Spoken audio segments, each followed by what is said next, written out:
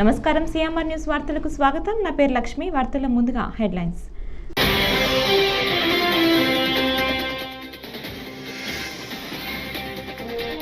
Swarnandhra 2047 vision document ఆవిష్కరించిన CM Chandrababu.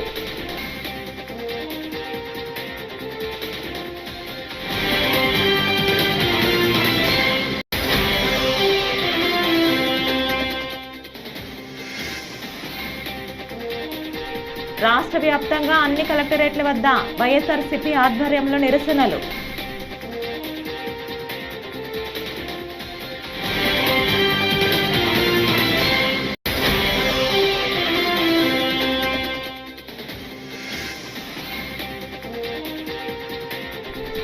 సంధ్య theatre ఘటనలో Allu Arjun arrest.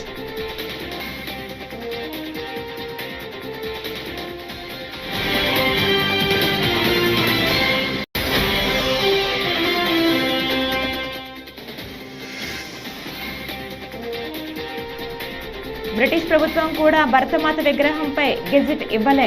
MLC కవిత.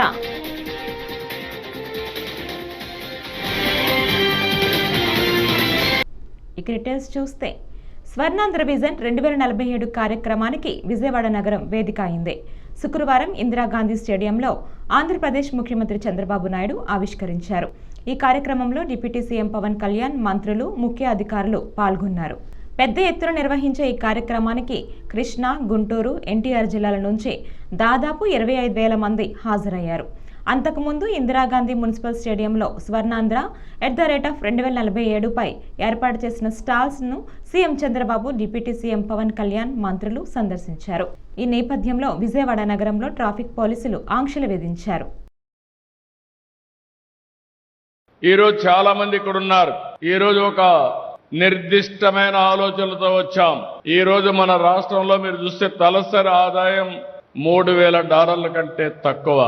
ఈ రోజు మేము పెట్టుకున్నది 2047కి $42,000 తలసరి ఆదాయాన్ని సంపాదించాలని ఒక లక్ష్యంగా పెట్టుకున్నాం. ఇక్కడుండే మీరందరూ అనుకుంటారు ఇది సాధ్యమా అని. కానీ ఇప్పుడే పవన్ కళ్యాణ్ గారు ఒక మాట చెప్పారు. హైదరాబాద్ లో మీరు చూస్తే రెండు నగరాలు, ఒకటి హైదరాబాద్, ఒకటి సికింద్రాబాద్. ఆ రోజు ఆలోచించాం, ఏదైతే వెస్టర్న్ సైడ్ వెళితే అక్కడంతా రాళ్లు, గుట్టలు ఉండేటివి. ఆ గుట్టల్లో నేను చూశాను, ఇది భవిష్యత్తు నగరంగా తయారవుతుందని రూపకల్పన చేసి 25 సంవత్సరాల్లో ప్రపంచంలో నెంబర్ 1 రాష్ట్రంగా తయారు చేశామంటే అది ఆనాటి విజన్ ప్రభావం అని చెప్పి కూడా నేను మీకు తెలియజేస్తున్నా.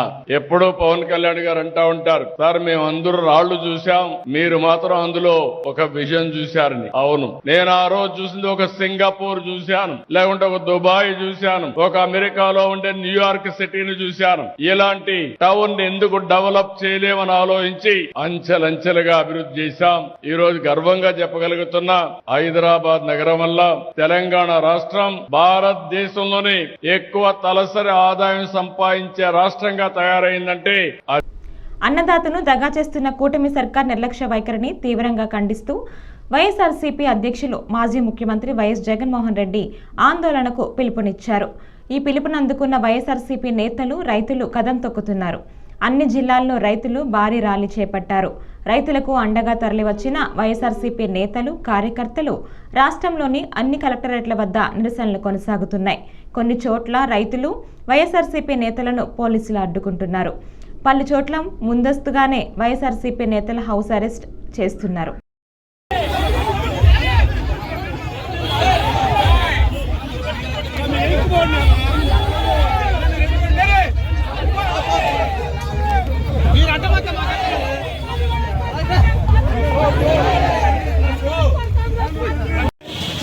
నాయకుల ముందు దయచేసి రావద్దు.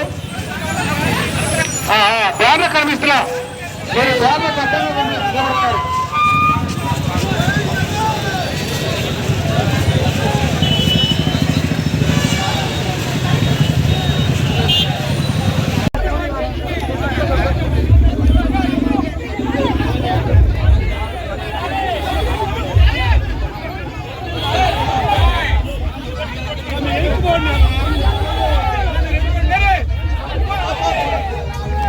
మీరు అడ్డమక్క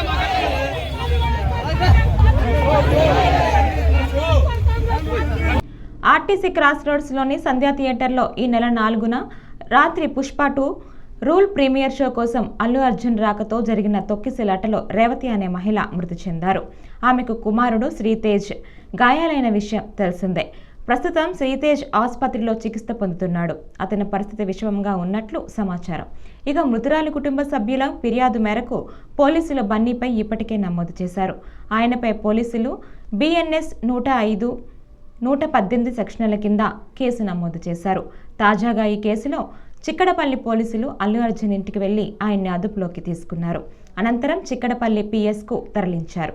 ఈ ఘటనలో పోలీసులు ఇప్పటికే సెక్యూరిటీ గార్డు సహా థియేటర్ యాజమాన్యానికి చెందిన మరో 2ని అదుపులోకి తీసుకున్నారు.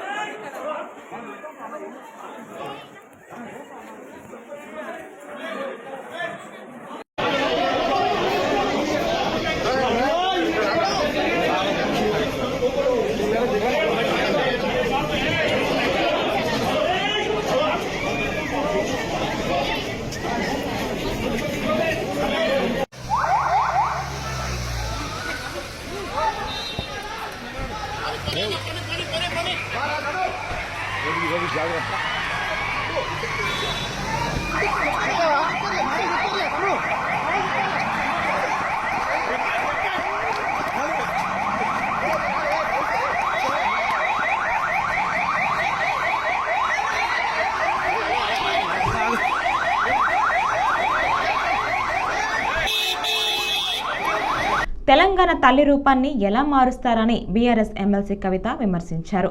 ఉద్యమంలో స్ఫూర్తి నింపిన రూపాన్ని విగ్రహంగా మలుచుకున్నామని చెప్పారు. తెలంగాణ తల్లిపై రేవంత్ రెడ్డి సర్కార్ గెజిట్ ఇవ్వటం దారుణమన్నారు. బ్రిటిష్ ప్రభుత్వం కూడా భరతమాత విగ్రహంపై గెజిట్ ఇవ్వలేదని ఆగ్రహం వ్యక్తం చేశారు. దేశం కోసం ప్రాణత్యాగం చేసిన వారి విగ్రహాలు పెట్టుకున్నామని, జీవో ఇస్తేనే వారి విగ్రహాలు పెడతామా అని ప్రశ్నించారు. ప్రజలను అవమానించేలా తెలంగాణ తల్లి జీవో ఇచ్చారన్నారు. హైదరాబాద్లోని తన నివాసంలో ఎమ్మెల్సీ కవిత మీడియాతో మాట్లాడారు. ఏర్పాటు చేయడం జరిగింది. మరి ప్రధానంగా ఈ రౌండ్ టేబుల్లో చర్చించాల్సినటువంటి అంశాలు ఏందన్నవి ప్రజలతో కూడా పంచుకొని రేపు వస్తున్నటువంటి అనేక మంది మేధావులు ఇతర మిత్రులకు కూడా స్వాగతాన్ని తెలియజేస్తూ ఉన్నాము. ఇవాళ మీరు గమనించినట్టయితే ఉమ్మడి ఆంధ్రప్రదేశ్లో ఉన్నప్పుడు మన తెలంగాణ అస్తిత్వం మీద రకరకాలుగా దాడి జరిగేది. అది మన భాషను అవహేళన చేయడం కావచ్చు, మన యాసను అవహేళన చేయడం కావచ్చు, మన దగ్గర కవులు కళాకారులు లేదనడం కావచ్చు, లేకపోతే మన పాటలు కాకుండా మన పాటలను మరిపించేటటువంటి ఇంకొక పాటలను ప్రభుత్వ వేదికల మీద పాడించడం కావచ్చు, మనకు మన పండగలను అవహేళన చేయడం కావచ్చు, మన పండగలకు ప్రాధాన్యత ఇవ్వకపోవడం కావచ్చు, మన దగ్గర ఉండేటటువంటి గంగా జమున తహజీబ్ని అవమానించే విధంగా మాట్లాడడం కావచ్చు.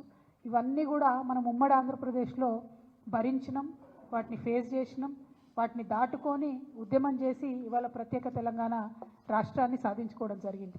ప్రత్యేక తెలంగాణ రాష్ట్రం సాధించుకున్న తర్వాత కేసీఆర్ గారు పెద్దలు ముఖ్యమంత్రి అయిన తర్వాత మరి చిన్నది పెద్దది అని చూడకుండా అది పాలపిట్ట అయినా, తంగేడు పువ్వు అయినా, జమ్మి చెట్టు అయినా, కృష్ణ జింక అయినా అన్నీ కూడా అధికారిక చిహ్నాలుగా ప్రకటించుకుంటూ, అట్లానే బతుకమ్మ పండుగ అయినా, బోనాల పండుగ అయినా వాటిని రాష్ట్ర పండుగలుగా ఆనాడే కేసీఆర్ గారు గుర్తించడం జరిగింది. అట్లానే తెలంగాణ సమాజానికి వందల సంవత్సరాలుగా అలవాటు ఉన్నటువంటి మత సామరస్యాన్ని కాపాడడానికి కూడా ఒక పక్క క్రిస్మస్ని ప్రభుత్వ పరంగా చేస్తూ, ఇంకొక పక్క రమదాన్ని చేస్తూ, ఇంకొక పక్క బతుకమ్మ బోనాలు చేస్తూ.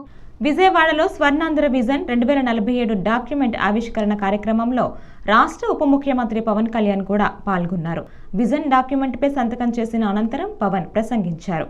రాష్ట్రాన్ని ముందుకు నడిపించే ఈ స్వర్ణాంధ్ర విజన్ 2047 డాక్యుమెంట్ విడుదల కార్యక్రమంలో భాగస్వామ్యం కావటం తనకెంతో ఆనందం కలిగిస్తోందని పవన్ అన్నారు. 2.5 దశాబ్దాలు ఉండాలని నేను కోరుకుంటా ఉన్నా. అంటే చెప్పేది united we stand, divided we fall అని. మనం కుల పరంగానో, పార్టీల పరంగానో, ప్రాంతాల పరంగానో కొట్టుకునే రోజులు ఇంక అయిపోయినాయి. ఆ రోజులు అయిపోయినాయి.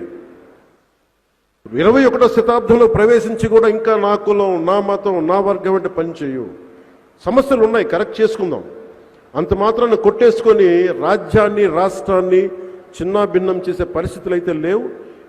వేదిక పైన ఉన్నవాళ్ళు కానీ, నేను కానీ, ఎవ్వరూ కూడా, గౌరవ ముఖ్యమంత్రి గారి మేమందరం ఒకటే మాట మీద ఉన్నాం. ఆయన వెన్నంటే ఉన్నాం. మేమందరం కలిసి ప్రధానమంత్రి నరేంద్ర మోదీ గారి కన్నకల వికసిత్ భారత్, భారతదేశం వైపు తలెత్తి చూడాలి అంటే అన్ని రాజ్యాలు గజగజలాడాలి. అది బలంగా ఉండాలి అంటే ఐశ్వర్యం ఉండాలి, సంపద ఉండాలి, శక్తి ఉండాలి, సమర్థత ఉండాలి.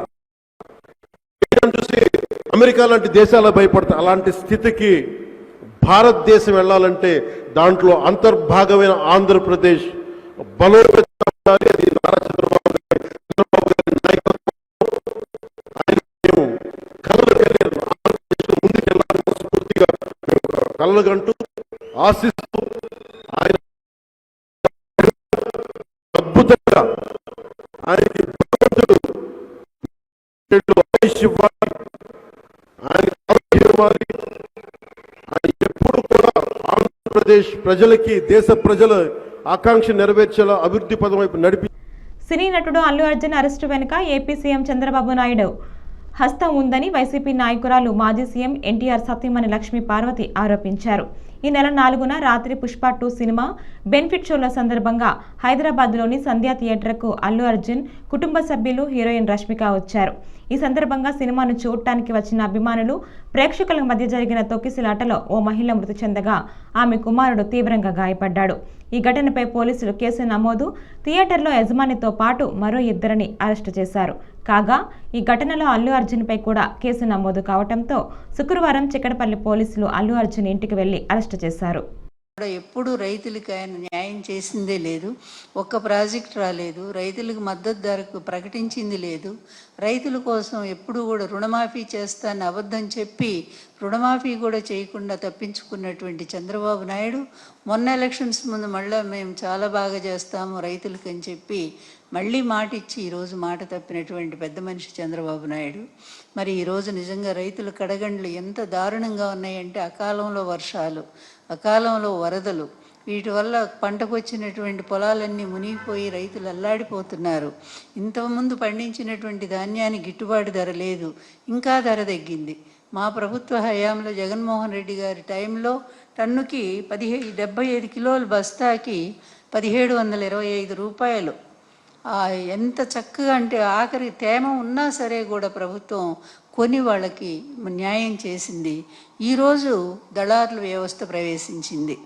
ఈ దళారుల వ్యవస్థ ప్రతి రంగంలో కూడా దళారులు ప్రవేశించారు. అందులో ఈ వ్యవసాయం ముఖ్యంగా ఈ వరి అమ్మకాల్లో కూడా రైతులు ఎంత నష్టపోతున్నారంటే 300 రూపాయలు నుంచి 400 రూపాయల వరకు రైతులు నష్టపోతున్నారు. అంటే 1725 నుంచి 1300, 1400 కూడా వాళ్ళకి క్వింటల్కి రావట్లేదంటే రైతు నష్టపోతానే ఉన్నాడు. అదేవిధంగా ఇస్తామన్నటువంటి కనీసం గత ప్రభుత్వంలో ఇచ్చినటువంటి 1325 అవి కూడా లేకుండా చేసింది గవర్నమెంట్, 13,250 రూపాయలు. అలాంటిది ఈరోజు దారుణంగా ఈ అన్నమాట ప్రకారం గతంలో ఇచ్చినటువంటి హామీలను కూడా అమలు చేయలేనటువంటి ఒక దుర్మార్గమైన పరిపాలన ఈరోజు సాగుతూ ఉంది. చెప్పాలి అంటే ధాన్యం కొనుగోలు కేంద్రాల ఏర్పాటు మొదలుకొని ధాన్యం సేకరణ వరకు గత ప్రభుత్వం అంటే జగన్మోహన్ రెడ్డి గారి ప్రభుత్వం నిర్వహించిన విధంగా రైతులకి ఈరోజు ప్రభుత్వం ఏమీ భీమవరం మాజీ ఎమ్మెల్యే గ్రంథి శ్రీనివాస్ వైకాపాకు రాజీనామా చేసినట్లు ప్రకటించారు. వైకాపా ప్రాథమిక సభ్యత్వంతో పాటు పార్టీ పదవులకు ఆయన గుడ్ బై చెప్పారు. ఈ మేరకు మీడియా సమావేశం ఏర్పాటు చేసి ప్రకటించారు. రాజీనామా లేఖను పార్టీ అధ్యక్షుడు జగన్కు పంపారు. తనకు తగిన గుర్తింపు ఇవ్వకపోగా పార్టీలో జగన్కు సన్నిహితంగా ఉండే పలువురు నేతలు చులకనగా చూశారని ఆవేదన వ్యక్తం చేశారు. పవన్ కళ్యాణ్ గారి మీద గెలిచాడు కదా, ఇతనికి ఏదన్నా ఒక గొప్ప పదవి ఇస్తే గనక అక్కడ పవన్ కళ్యాణ్ గారిని ఏదన్నా పెద్దవాడిని చేసినట్టు అవుతుంది అనుకుని నన్ను తొక్కిపెట్టి ఉంచారో, అది సైకలాజికల్గా ఏ రకంగా ఆలోచన చేశారో ఏదో తెలియదు. కానీ భీమవరం నియోజకవర్గంలో పార్టీలతో సంబంధం లేకుండా అలాగే రాష్ట్రంలో కూడా నాకు తెలుస్తున్నంత వరకు, నేను నమ్మినంత వరకు అరే గ్రంథి శ్రీనివాస్కి అన్యాయం జరిగింది అని ప్రజలందరూ చెప్పుకుంటున్నారని ప్రతి వాళ్ళు కూడా నాకు చెప్పడం విన్నాను. అయినప్పటికీ కూడా జగన్మోహన్ రెడ్డి గారితో ప్రయాణం చెయ్యాలనుకున్నప్పటికీ కూడా కానీ జిల్లా నాయకులు కానీ పై స్థాయిలో ఆయన కింద ఉండేవాళ్ళు కానీ చాలా చిన్న చూపు చూడటం, చాలా చులకనమైన మాటలు మాట్లాడటం ఇవన్నీ జరిగినాయి. ఈ పరిస్థితుల్లో పార్టీకి అలాగే ప్రాథమిక సభ్యత్వానికి నియోజకవర్గ ఇన్ఛార్జిగా రాజీనామా చేసి ప్రశాంతమైన జీవితం గడపాలని కోరుకుంటున్నా.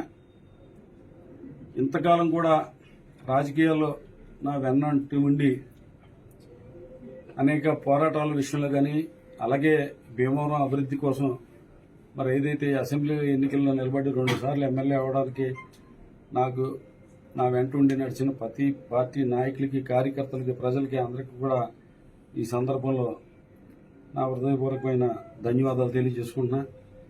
ఒక ల్యాండ్ మార్క్ లాంటి పనులు భీమవరం నియోజకవర్గానికి ఎన్నో చేశాను, అది గర్వంగా చెప్పుకోగలను. ప్రతి మంచి పని చేసిన మంచి పని వెనకాల దానికి పెడద్దర తీసి దానికి అవినీతి జరిగిందని చెప్పి ఒక దుర్మార్గం ఏంటే ఒక పేరు మంచి పని చేయ పెంచిన ట్రూ అప్ ఛార్జీలను రద్దు చేయాలని కల్లూరు మండల సిపిఎం పార్టీ నాయకులు రమణమూర్తి, నగర కమిటీ సభ్యులు హుసేన్ బాషా డిమాండ్ చేశారు. శుక్రవారం కల్లూరు 84, 85 సచివాలయాల ఎదుట కరెంటు బిల్లులు దగ్ధం చేసి నిరసన వ్యక్తం చేశారు. కార్యక్రమం నిర్వహించి మాట్లాడారు. రాష్ట్రంలో అధికారంలోకి వచ్చిన కూటమి ప్రభుత్వం రోజురోజుకు ప్రజలపై విద్యుత్ భారాలు వేయటమే లక్ష్యంగా పనిచేస్తోందని విమర్శించారు.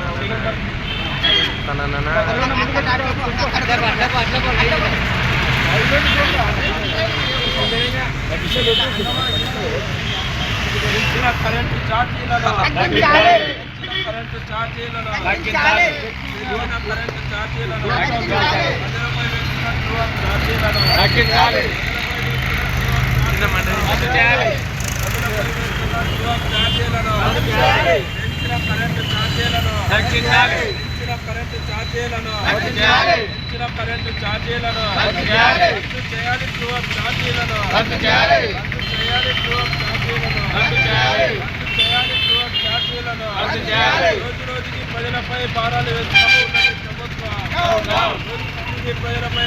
వేస్తున్న కూటమి ప్రభుత్వం ప్రజలపై భారాలు వేస్తున్న కూటమి ప్రభుత్వం రద్దు చేయాలి ట్రూ అప్ ఛార్జీలను, రద్దు చేయాలి ట్రూ అప్ ఛార్జీలను, పెంచిన కరెంటు ఛార్జీలను, పెంచిన కరెంటు ఛార్జీలను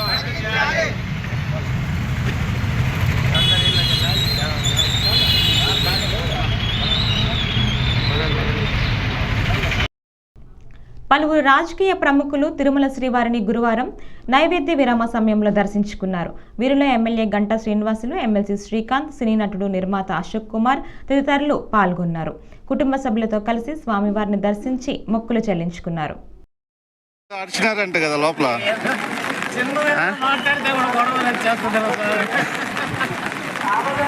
లోపల ఏదో రంగనాయక మండపంలో ఏదో గొడవ అయింది, అరుస్తా ఉన్నారు ఎమ్మెల్సీ గారు అనేసి అన్నారు.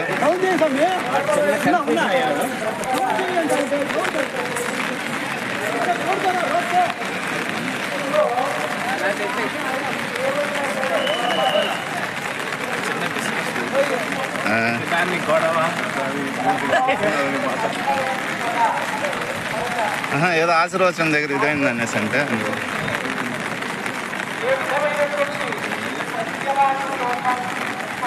అటెండర్కి వాళ్ళకి మధ్య కమ్యూనికేషన్ గ్యాప్ డిలే చేసి చెప్పారు.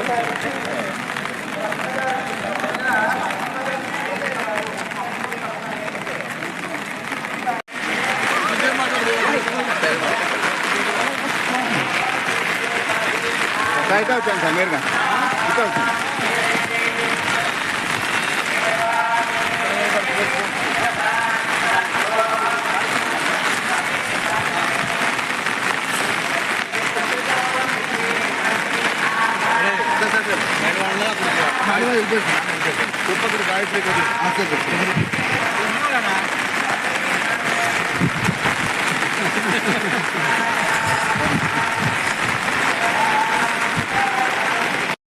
యానాంలో నిరుపేదలకు రిలయన్స్ ఓఎన్జీసీ సంస్థల నుంచి మత్స్యకారులకు ఇస్తున్న పరిహారం మాదిరిగా అర్హులైన అన్ని వర్గాల పేద ప్రజలకు చెల్లించాలని కాంగ్రెస్ నాయకులు ములగపాటి ప్రసాదరాజు, చీకట్ల రామకృష్ణ కోరారు.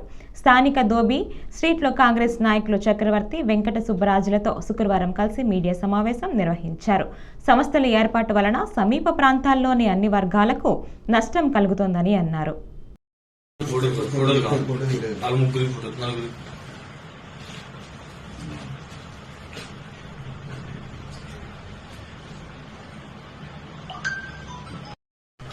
యానం పేదలందరికీ నమస్కారాలు తెలియజేస్తున్నాను.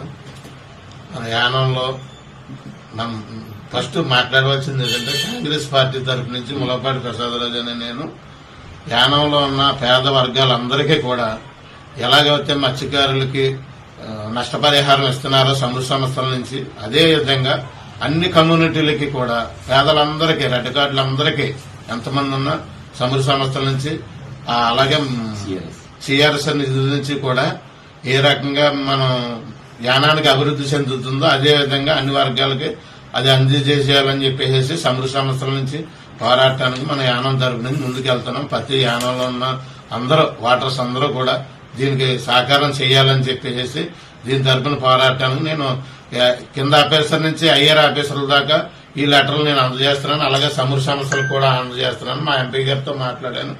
మన వైద్యరంగం గారు ఏమన్నారంటే దీని గురించి నేను ఎప్పుడన్నా రావడానికి దీని గురించి ముందు ఉంటాను, నేను ఈ పనులన్నీ కార్యక్రమం చేయడానికి నేను ముందుకు వస్తానని చెప్పి కూడా మనకు మాట ఇవ్వడం జరిగింది. అదేవిధంగా అందరూ యానంలో ఉన్న వాళ్ళందరూ కూడా దీన్ని సహకారం చేయాలని కోరుకుంటున్నాను. పెంటపాడు గాంధీ బొమ్మ సెంటర్ వద్ద సిపిఎం పార్టీ మండల కమిటీ ఆధ్వర్యంలో శుక్రవారం నిరసన కార్యక్రమం చేపట్టారు. ఈ సందర్భంగా కరెంటు బిల్లులు, కరెంటు ఛార్జీలు తగ్గించాలని నినాదాలు చేశారు. అనంతరం మండల కన్వీనర్ రంగారావు మాట్లాడుతూ, ఒక పక్క పనులు లేక నిత్యావసర వస్తువులు, కరెంటు ఛార్జీలు మోయలేని భారంగా ఉన్నాయన్నారు. అలాగే ప్రభుత్వాలు ప్రజల యొక్క మనోభావాలు అర్థం చేసుకొని పెంచిన కరెంటు ఛార్జీలను తగ్గించాలన్నారు.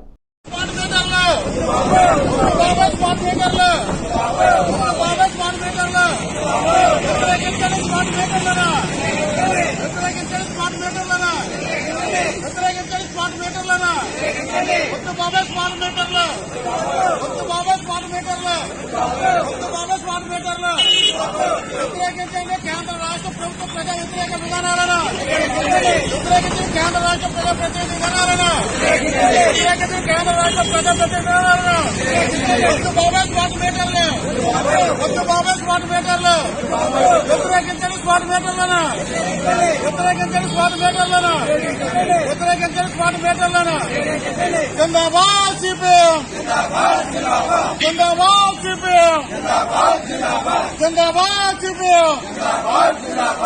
రద్దు చేయాలి ట్రోప్ ఛార్జీలను, రద్దు చేయాలి ట్రోప్ ఛార్జీలను, రద్దు చేయాలి ట్రోప్ ఛార్జీలను, రద్దు చేయాలి స్మార్ట్ మీటర్లను, రద్దు చేయాలి స్మార్ట్ మీటర్లను. రైతుల సమస్యలపై జిల్లా కలెక్టర్ వద్ద చేపట్టిన నిరసన ర్యాలీలో శుక్రవారం పాలకొండ మాజీ ఎమ్మెల్యే విశ్వాసరాయి కళావతి పాల్గొన్నారు. కూటమి ప్రభుత్వం రైతులకు దగా చేసిందని ఆమె మండిపడ్డారు. రైతులకు 20,000 ఆర్థిక సాయం ఎక్కడా అని చంద్రబాబుని కళావతి ప్రశ్నించారు. ధాన్యం కొనుగోలులో మద్దతు ధర కల్పించకుండా రైతులకు ప్రభుత్వం మోసం చేసిందని ఆమె విమర్శించారు. వీరితో ఎమ్మెల్సీ శ్రీకాంత్, ఎంపీ తనుజారాణి పాల్గొన్నారు. కుటుంబ సభ్యులందరికీ పేరు పేరున హృదయపూర్వకమైన నమస్కారాలు తెలియజేసుకుంటున్నాను. మరి మీడియా సోదరులందరికీ విజ్ఞప్తి కూడా చేస్తున్నాం. గత ప్రభుత్వానికి ఈ ప్రభుత్వానికి స్పష్టంగా ప్రజలు గమనించినప్పటికీ మరి గతంలో కూడా రైతులు వ్యవసాయం దండగా అన్న ముఖ్యమంత్రిని మళ్ళా గెలిపించుకోవడం, మరి రైతన్నలందరూ కూడా మరొకసారి దగా పడినప్పుడు కూడా ఈ రోజు మళ్ళా జగనన్న ముందు చూపుతోనే ఈ రోజు రైతన్నులందరూ కూడా ఆలోచించి మాకు మద్దతుగా నిలబడి ఈరోజు ఇంత పెద్ద ఎత్తున వచ్చారు. వారందరికీ నేను కోరేది ఏంటంటే ఎప్పుడు కూడా ఈ కూటమిలో కూడా దగాపడిన అన్ని వర్గాల పేద ప్రజలకి అండగా నిలిచే ప్రభుత్వం ఏదన్నా జగనన్న ప్రభుత్వం అని అందరికీ తెలుసు. మరొకసారి దగా పడినప్పుడు ఇప్పుడు మేల్కోమని కూడా మిమ్మల్ని కోరుకుంటున్నాం. ఎందుకంటే రైతుల కోసం రైతు భరోసా కేంద్రాన్ని మొట్టమొదట చేస్తే అంతా దేశమంతా అన్ని రాష్ట్రాల ముఖ్యమంత్రులు కూడా దాన్ని చూసి సంతోషించి అక్కడ ఇంప్లిమెంట్ చేయడానికి ముందుకొచ్చిన ఎంతో మంది ముఖ్యమంత్రులు ఆ రోజు పేపర్ల నిండా మీరే చూశారు, రాశారు. అటువంటి రైతులకి ఈ రోజు మళ్ళా మోసం చేసి ఆ సూపర్ 6 ని నవరత్న పథకాల్ని కాపీ చేసి సూపర్ 6 గా మార్చి ఆ సూపర్ 6 లో మేము 13,000 ఇస్తే మేము 20,000 ఇస్తామని బేరాలు పెట్టుకొని మోసం చేసి మేనిఫెస్టోలో దగా మేనిఫెస్టోగా చేసి ఈ రోజు వాటిని అమలుపరచడానికి మరి గత ప్రభుత్వం తాలూకు అప్పులని చెప్పి మాయ మాటలు చెప్తున్నారు. మరి మీరు చేసిన అప్పులు మా జగనన్న తీర్చి ఈ రోజు ముందుకొచ్చి ప్రజలందరికీ నేరుగా ఇవ్వలేదా అని అనేసి ప్రశ్నిస్తున్నాం. మరి ఇవన్నీ తెలిసినప్పటికీ కూడా ప్రజలు మరోసారి మోసపోయారు. ఈ మోసపోయిన తిరిగి మీ అందరూ కూడా మళ్ళా మాకు అండగా నుంచి వైఎస్ఆర్ పార్టీ ఎప్పుడు కూడా ప్రజల మధ్యలో ఉందని నిరూపించుకొని మేమందరం కూడా మీ ముందు ఉన్నాం, ఇప్పుడు కూడా ఉన్నామని నిరూపించుకోవడానికి మీ అందరి తలక సహాయ సహకారాలు ముందు కూడా ఉండాలని కోరుకుంటున్నాం. ఈ వార్తలు ఇంతటితో సమాప్తం. నమస్కారం.